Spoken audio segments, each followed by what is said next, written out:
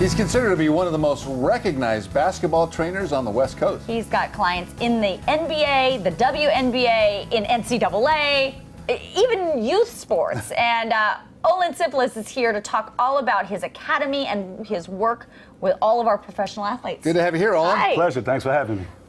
I love what you're doing because you're starting kids young and helping them, groom them, helping them into the big leagues. Right. What does it take to get somebody at that young age in the big leagues? First and foremost, I'm huge on mentality. I'm not overly concerned with someone's skill set when I first start with them. If you have the right mentality and the right personality to work hard and push through barriers, I think there's a chance for you, whether it's sports or not, because sports at the end of the day is to teach life skills and life lessons. Absolutely. And so, you know, if you apply it, you're going to be successful no matter where you go. That is, I think, an excellent thing to say, because so many of these young players will never get to the NBA. They'll never get even to the collegiate level. Right. They're lucky to make the high school team, Most but definitely. the life lessons they learn will be forever, won't they? Yeah, you know, so I had an email a couple years ago, actually. I had a kid that was raised in the Palisades, silver spoon, but really good kid. Went on to the school, Wynwood, very competitive. Stopped playing basketball as sophomore year, didn't make the team. He graduated from Penn. I got an email through LinkedIn. He found me on LinkedIn. He said, Coach, if it wasn't for your basketball lessons, I wouldn't have made it through Penn. I wouldn't have the 6-figure job I'm going into. So he didn't apply it to the sport per se, but he applied it to his academics and so forth. So those are the reasons why I do That's a it. great thing. Doesn't that make you go, yeah. okay, so I want to talk about now the big leagues. What is the hardest thing to deal with men and women in the NBA and WNBA? I guess the biggest thing is influencers, right? When you get in the business that I'm in, there's no prerequisite. You don't have to go to college for it. So you have all these people in their circle, in their environment that's trying to tell them what they should do, what they shouldn't do, with no expertise. Right. And a lot of them come from selfish backgrounds. Like, they're trying to get something from these players. And a lot of times they're not telling the truth. They're telling them what they want to hear. So it's the people around them that's the problem. That's the biggest thing. Really? And then finding that trust. And once you develop that trust, then life becomes easy. But that's the first barrier, and it's the biggest barrier, I believe. It's interesting. We're not talking about basketball here. No, not at all. So you're assuming that their basketball skills are already way above normal. Correct. Yeah. Correct. So do you fine-tune that part No, of it? most definitely. You have to. You have to be able to fine-tune it. I'm goal-oriented. I have had clients before that just want me to come in the gym and rebound. Well, that's not what I want to do. I'm here to help you get better. At any level, you can get better at anything, right? Like, you guys are professional what you do, and I'm sure you guys strive to get better daily. So it's the same thing. That's what I like to do. And if you just want me to rebound and sit in the gym, that doesn't appeal to me whatsoever. Not even a little bit. Okay, so we're looking at video. It looks like this is the academy, yes? No, this is actually one of my guys for pre-draft. That's Shai Gilgeous-Alexander. He played for the Clippers and just got traded to OKC. He was one of the top rookies in the draft last year. Oh, wow. But did he come through your program? No. This is my pre-draft. Yeah, he worked with me all the past 2 summers, going into the draft as well as. So explain that. What is a pre-draft? I mean, so he has to have certain skills that he has to show off in the pre-draft? Right. So the pre-draft process is getting these guys ready for their moment in front of NBA GMs. We have a pro day where 200 plus NBA GMs, executive people come and watch our guys. Like the NFL Combine. Right, it's like the Combine. So we have to prepare them physically, mentally, court work, get their bodies in order, just the whole thing from top to bottom. So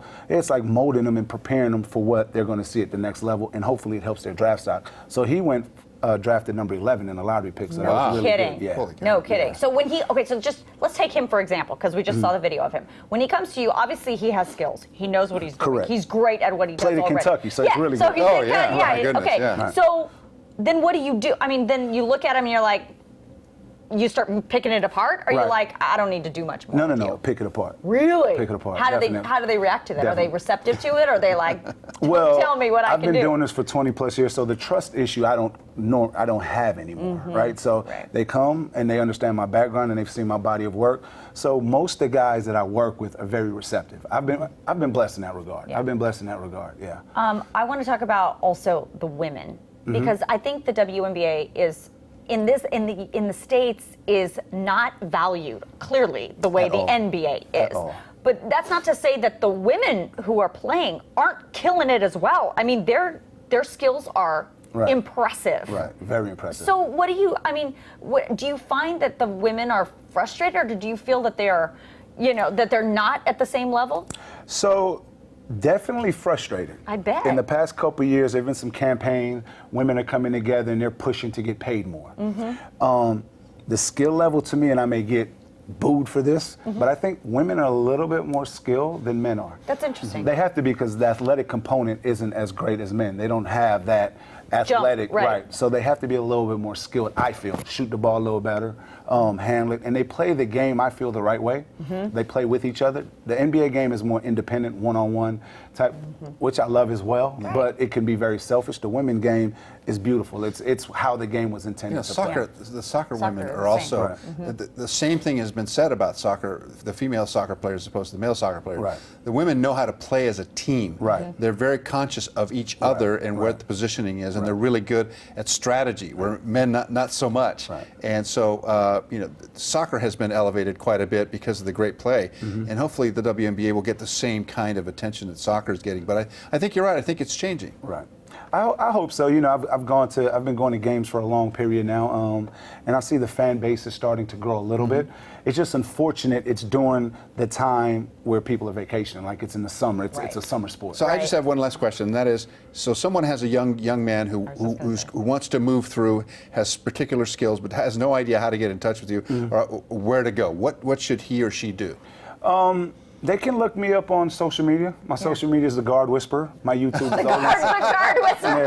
That's awesome. Someone dubbed me that because I've had pretty good success with a lot of guards in the recent years. Like, a lot of my guards are doing exceptionally well, both men and women at their particular sport. So That's awesome. So yeah. Was Chris Paul one of you guys? Chris Paul worked out with me this summer. There you go. That's There you awesome. go. That's awesome. Well, Olin, thank you for coming. It was a pleasure. Great to have you here. Please No, come back definitely. and see us, for Most sure. definitely. Continued Anytime. success to you. Anytime. I Yeah. appreciate And it. I will not take you on a basketball. Carlos, I will. You probably not. I'll crush you. No. I can have Carlos work out with me for a little bit so we can. So you can keep up to my level. Definitely. Working out of something I could possibly get into. Definitely. Thanks Thanks, for Olin. being here. No, pleasure.